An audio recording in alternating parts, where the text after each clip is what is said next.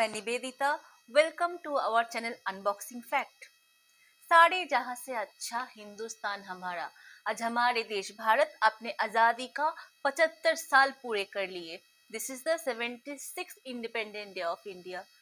लेकिन दोस्तों, हमने ये कभी सोचा भी है ये आजादी पाने के लिए हमारे देश भारत को कितना बड़ी कीमत चुकाना पड़ा? अंग्रेज शासनकाल से पहले भारत कैसा हुआ करता था और उन लोगों के जाने के बाद क्या क्या परिवर्तन आया? तो आइए ये जानने की कोशिश करते हैं। मिनिस्ट्री ऑफ होम अफेयर्स के तथ्य के अनुसार पूरे भारत में 1,71,000 से भी ज्यादा स्वतंत्रता सेनानी थे, जिनमें से ज्यादातर स्वतंत्रता सेनानी थे बिहार से, जो कि गिनती में कुछ 26,000 से भी ज्यादा था। उसके बाद आते हैं पश्चिम बंगाल, जहां का स्वतंत्रता सेनानी का संख्या लगभग 22,000 से कुछ ज्यादा थे।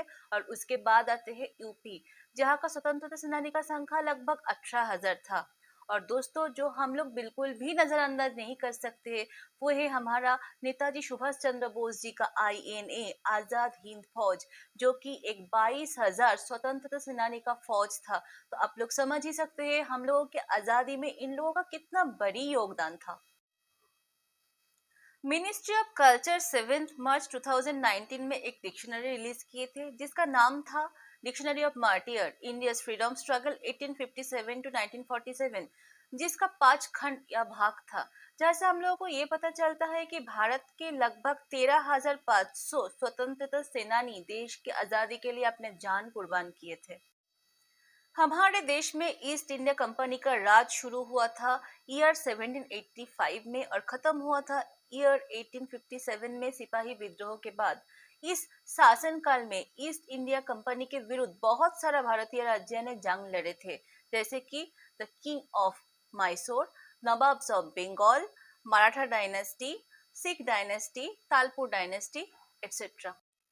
तो ये जंग जो देशवासियों ने लड़े थे उनको भी स्वतंत्रता सेनानी माना जा सकता है। अभी मैं आप लोगों के सामने कुछ ऐसा सच लेके आने वाली हूँ जिसको जानने के बाद आप ये सोचते रह जाओगे कि अगर ये अंग्रेज शासक दल भारत में नहीं आता तो आज भारत को कितना सुनहरे दिन देखने को मिलता। रिनाउंड इकोनॉमिस्ट उत्सव पट्टनायक 2018 में कोलंबिया यूनिवर्सिटी प्रेस से एक रिसर्च आर्टिकल पब्लिश किए थे, जिसके अनुसार हम लोगों को ये पता चलता है कि ब्रिटिश शासनकाल में भारत में से लगभग 45 ट्रिलियन डॉलर का वेल्थ वो लोग अपने देश में ले गए। और वो समय काल था ईयर 1765 से ईयर 1938 तक। हाँ व्यूअर्स, आपने बिल्कुल सही सुना, वो रकम था 45 ट्रिलियन डॉलर आज के वैल्यूएशन के अनुसार। सिर्फ यही नहीं, वो आर्टिकल से हम लोग ये भी जान पाते हैं कि उस टाइम पे भारत को गोल्डन बर्ड कहा जाता था, क्योंकि ये पूरे दुनिया का जो संपत्ति है उसका 25% संपत्ति सिर्फ और सिर्फ भारत से ही हुआ करता था। तो दोस्तों, आप तो ये समझ ही सकते हैं कि ये अंग्रेज दल भारत को एक प्रॉस्परस नेशन से सिर्फ एक गरीब देश बना के रख दिया। ईयर 1700 में पूरा दुनिया का इकोनॉमी में भारत का कंट्रीब्यूशन था लगभग 24.4%, जो कि अंग्रेज शासनकाल के बाद ईयर 1950 में घट के सिर्फ और सिर्फ 4.2% होके ही रह गया। सिर्फ यही नहीं है दोस्तों, ये अंग्रेज शासन भारत को और भी कई तरीकों से जख्म कर गए।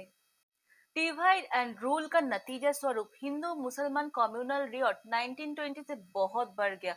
हाँ दोस्तों, मैं ये नहीं बोल रही हूँ कि इसके पहले हिंदू मुसलमान रायट नहीं हुआ करता था, होता जरूर था, लेकिन 1920 से वो बहुत बढ़ के एक परमानेंट इशू होके रह गया।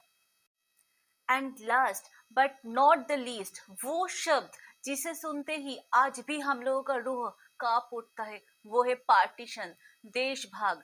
संवाद माध्यम के तथ्य अनुसार देशभाग के समय पे लगभग 10 लाख देशवासियों ने अपना जान गंवाए थे। आइए अभी ये देखते हैं अंग्रेजों ने हमारे देश से क्या क्या एसेट लूट के गए। हम सबको ये पता है, इन द ईयर 1849 कोहिनूर हीरा भारत से ब्रिटेन भेज दिया गया। सिर्फ यही नहीं, ईयर 1799 में मैसूर का राजा टीपू सुल्तान जब ईस्ट इंडिया कंपनी के विरुद्ध युद्ध में पराजित हुए, तब वो लोग उनका तलवार और अंगूठी कब्जा कर लिया था। अब वो तलवार तो भारत वापस आ गए, पर सुनने को यही मिलता है कि विजय माल्या ने वो अंगूठी एक ब्रिटिश ऑक्शन से 1,45,000 यूरो के बदले इन द ईयर 2014 में खरीद लिया। अब सवाल यही है, क्या ब्रिटिश राज का प्रभाव सिर्फ और सिर्फ नेगेटिव ही है? नहीं दोस्तों, प्रकृति के नियम अनुसार कोई भी चीज का दो पहलू होता है, एक है बुरा और एक अच्छा। आइए अब ये भी जान लेते हैं कि ब्रिटिश राज से हम लोगों को क्या क्या अच्छी चीज मिला। अब आप लोग शायद ये सोच रहे होंगे कि ये ब्रिटिश राज से रेलवे सिस्टम के सिवा और मिला ही क्या है, लेकिन सिर्फ यही नहीं, और भी बहुत कई सारे चीजों है जो कि ब्रिटिश राज से हम लोगों को मिला।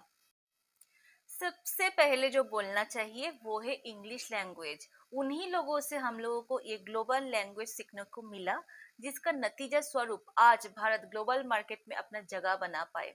दूसरे नंबर पे जो बोलना चाहिए वो है प्रिंसले स्टेट सिस्टम, मतलब राजा जमींदारी जो सिस्टम है उसको हटा के पूरे देश को एक कॉमन एडमिनिस्ट्रेशन के छत्र छाया में लेके आए थे, जिसका नतीजा स्वरूप आज भारत दुनिया का सबसे बड़ा डेमोक्रेटिक कंट्री बन पाया।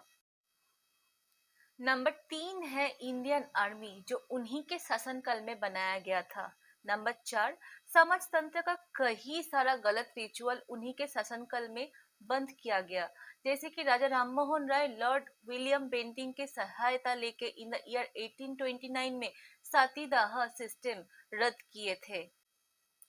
इन द ईयर 1929 में ब्रिटिश रूल बाल विवाह के खिलाफ एक कानून लागू किए, जिसके अनुसार लड़कियों की शादी का मिनिमम उम्र 14 और लड़कों का 18 फिक्स करा गया। पंडित ईशर चंद्र विद्यासागर के सहायता से भारत में विडो रीमैरिज एक्ट भी चालू हुआ इन द ईयर 1856 में। नंबर 5, पोस्टल टेलीग्राम जैसे सुविधाएं उन्हीं के शासनकाल में भारत में आया।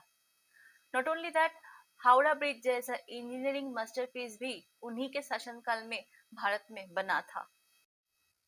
अब ये वीडियो खत्म करने से पहले दोस्तों एक बहुत ही इंटरेस्टिंग सा फैक्ट मैं आप लोगों के साथ शेयर करना चाहूंगी, और वो है आज हम लोग भारत के आज़ादी का 76 सालगिरह मना तो रहे हैं, पर क्या दोस्तों आपको ये पता है कि इंडिया का जो ह्यूज रेलवे सिस्टम है उसका छोटा सा हिस्सा अभी भी ब्रिटिश कंट्रोल्ड है, और वो है Shakuntala railway, 190 kilometre narrow gauge track. वो शुरू हुआ था महाराष्ट्र के अमरावती डिस्ट्रिक्ट का यवतमाल और आचलपुर का बीच। इन द ईयर 2016 का इकोनॉमिक्स टाइम्स के एक रिपोर्ट के अनुसार ये जो ट्रैक है इसका टिकट कॉस्ट है 150 रुपीज।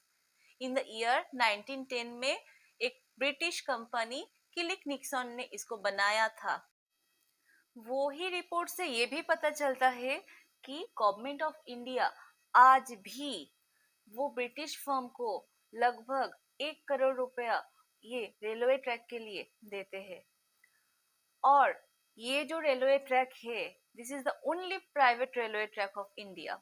सुरेश प्रभु जब रेलवे मिनिस्टर थे तब ये अनाउंस किया गया था कि ये नैरो गेज ट्रैक को ब्रॉड गेज में बदला जाएगा, और उसी टाइम से इसका नेशनलाइजेशन भी हो जाएगा। तो व्यूअर्स, आज के लिए सिर्फ इतना ही। वीडियो कैसा लगा ये कमेंट सेक्शन में बताना बिल्कुल मत भूलिएगा, और अगर अच्छा लगा तो लाइक और सब्सक्राइब जरूर कीजिए। हम लोग फिर लौटेंगे ऐसे ही कुछ इंटरेस्टिंग फैक्ट्स के साथ। तब तक stay tuned, be healthy, happy independence day, जय हिंद।